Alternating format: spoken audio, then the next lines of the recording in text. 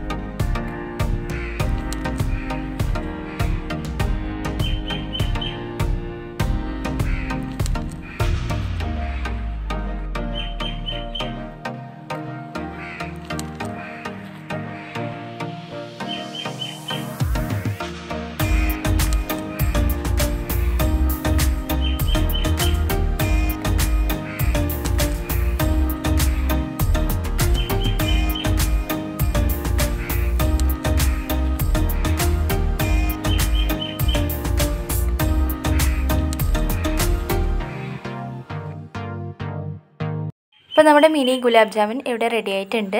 അപ്പോൾ എല്ലാ കൂട്ടുകാർക്കും ഇഷ്ടമായെന്ന് വിചാരിക്കുന്നു. ഇനി നെക്സ്റ്റ് വീഡിയോയുമായി വരുന്നവരേക്കും ബൈ.